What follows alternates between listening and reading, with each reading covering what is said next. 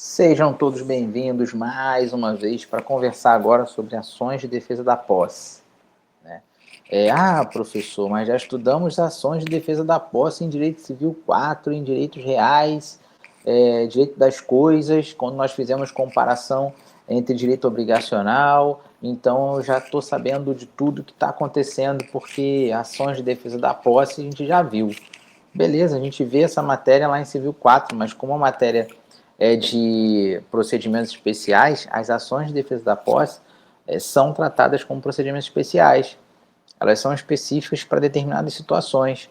Tá? Essa explanação ela vai ficar, talvez fique um pouco mais curta, né? Vai depender do espírito das ações possessórias, porque apesar de termos aqui 42 slides para apresentar, realmente já conversamos em Civil 4, então isso daqui não é uma matéria estranha. A terminologia que nós vamos tratar aqui não é estranha, mas a forma de mecanismo de ajuizamento das ações, aí sim, vai ser uma novidade para vocês, por isso que a gente está aqui estudando esse tipo de ação. São ações que defendem interesse de posse, né? Nós já falamos sobre isso, que se diferencia das ações de defesa da propriedade, porque lá as defesas são da propriedade, mas o proprietário pode ajuizar a ação de defesa da posse, desde que esse proprietário esteja na posse. Agora, as qualificações que eu tenho que ter e saber para eu poder identificar se há uma ação possessória são elas: a turbação, o esbulho e a violência iminente. Tá? Isso daí nós já estamos carecas de saber. Por isso que eu estou assim. Carecas de saber sobre essas classificações. Mas como é que eu vou aplicar isso? Como é que eu vou produzir prova para isso?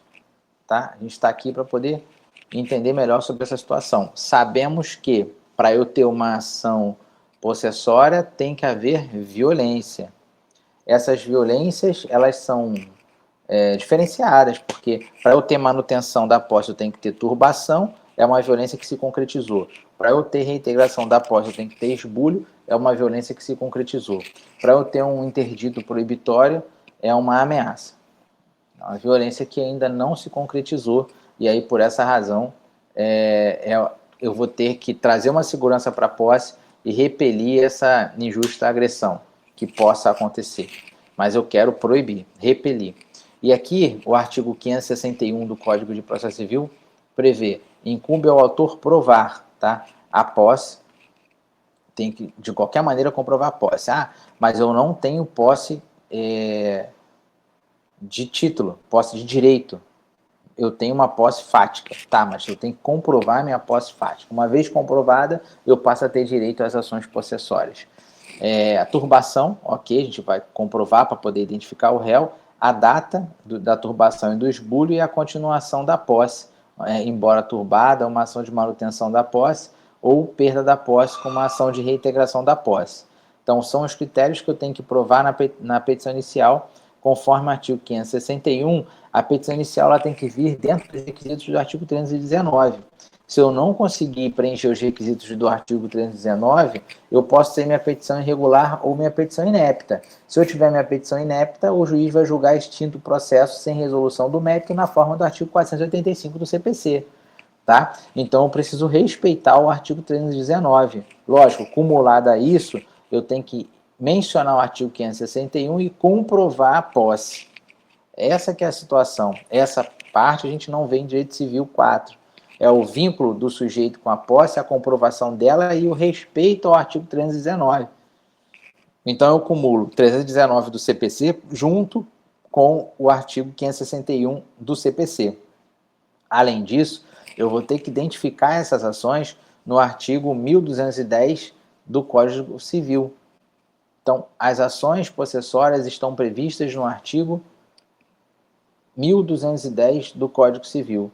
A forma de processar e julgar essas ações possessórias do artigo 1210 do Código Civil são aquelas previstas no artigo 319, que eu tenho que respeitar aqueles critérios e requisitos, e também a análise do artigo 1214 e 1222.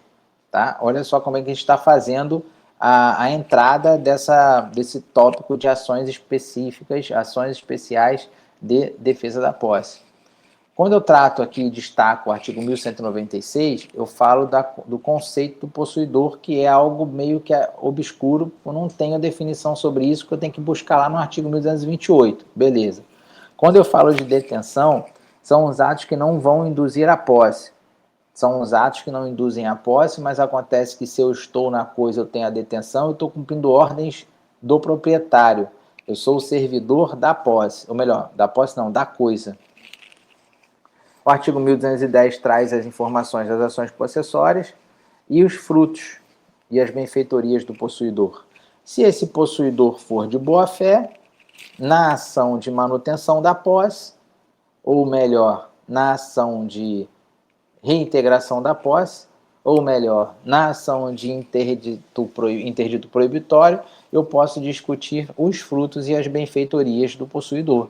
Se de repente eu tenho uma ação de reintegração da posse pelo proprietário e o possuidor está no imóvel de forma ilegal, ou melhor, irregular, aquele que viu a porta aberta, adentrou de uma posse clandestina, por meio sorrateiro, e lá está dando uma função social, e lá ele constrói benfeitorias, e lá ele quitou o débito de IPTU que estava em atraso pelo real proprietário, é nada mais justo do que esse possuidor, por mais que ele não tenha adentrado ao imóvel de boa fé, mas ele transformou essa posse em posse de boa fé ao longo do tempo, não é uma posse de direito, mas é uma posse fática.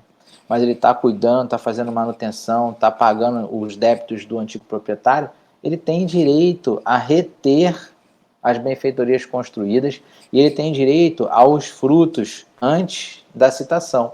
Após a citação, ele não vai ter direito aos frutos. Por quê? Porque o proprietário está questionando, o proprietário está rompendo aquele animus domini daquele suposto invasor, daquela pessoa que está tomando da posse, tomando a posse de uma maneira que para o proprietário é uma forma injusta. Por isso que houve uma ação de reintegração da posse.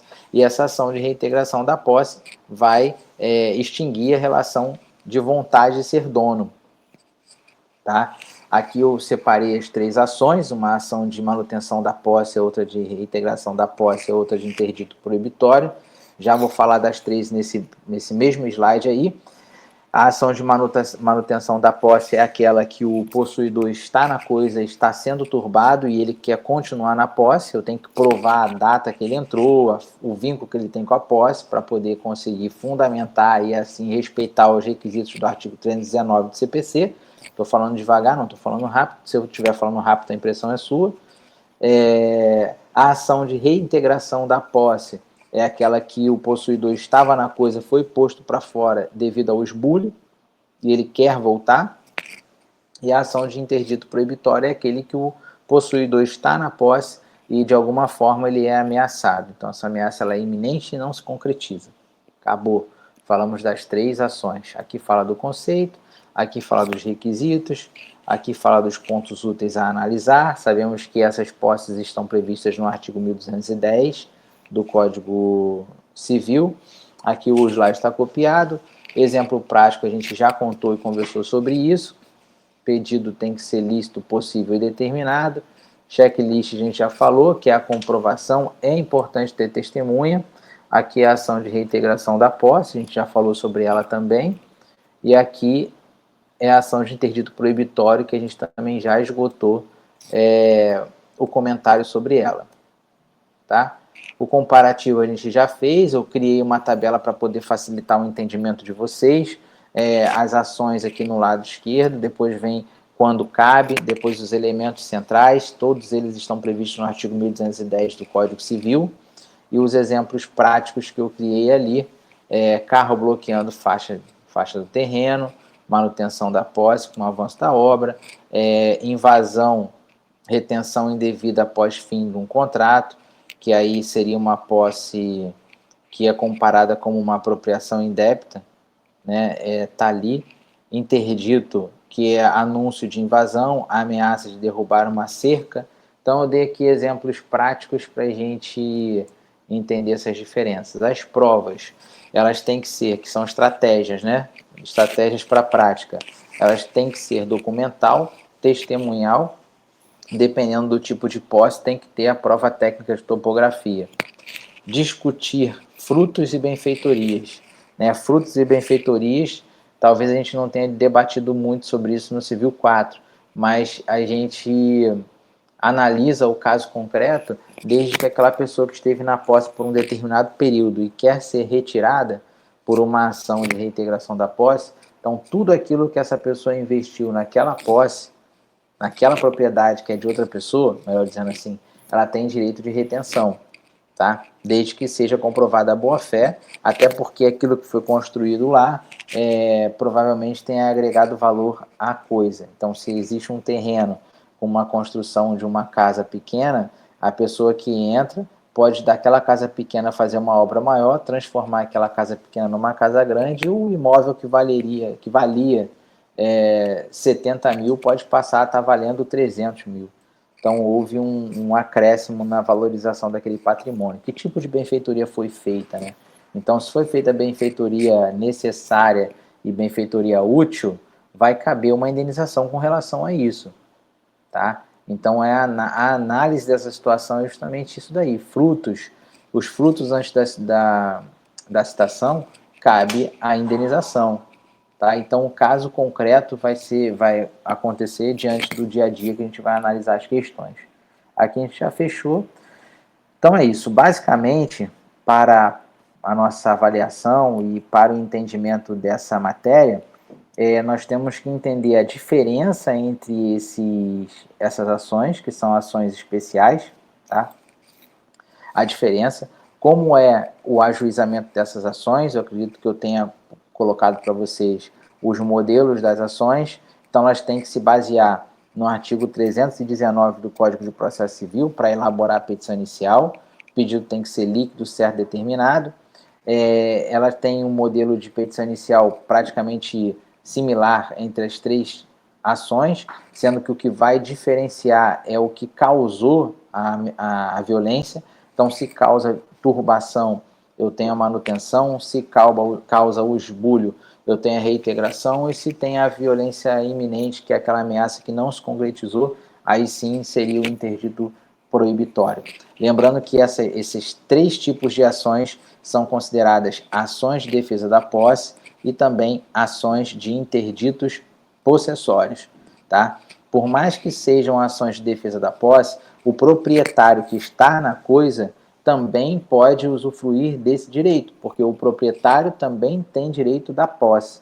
Então, se o proprietário estiver na posse, ele pode ajuizar a ação de manutenção da posse, reintegração da posse e interdito proibitório. Beleza? Obviamente que vai depender do caso concreto, porque se chegar a terceira pessoa, bater na porta do proprietário que está exercendo a sua posse direta e falar: esse imóvel é meu, a ação já não vai ser de manutenção da posse. Porque bater na porta, perturbar quem está no direito da posse é, pela via de regra, a manutenção da posse. Mas se o proprietário está dentro da posse, não seria manutenção da posse, e sim uma ação negatória, porque é proprietário na posse. Quando é possuidor de direito na posse, seria manutenção da posse. Quando é possuidor de fato na posse, seria manutenção da posse. Mas se é o proprietário que tem direito de estar na posse e alguém bate para questionar a propriedade do imóvel, aí não. Quando há a discussão de propriedade, a discussão de título, eu tenho a ação de defesa da propriedade. E aí, nessa situação, seria uma ação negatória e não ação possessória. Pegaram a visão aí? Então, valeu. Então, ficamos por aqui nessa aula com relação às ações possessórias. O tema já está bem amarrado e nos encontraremos na próxima. Até mais.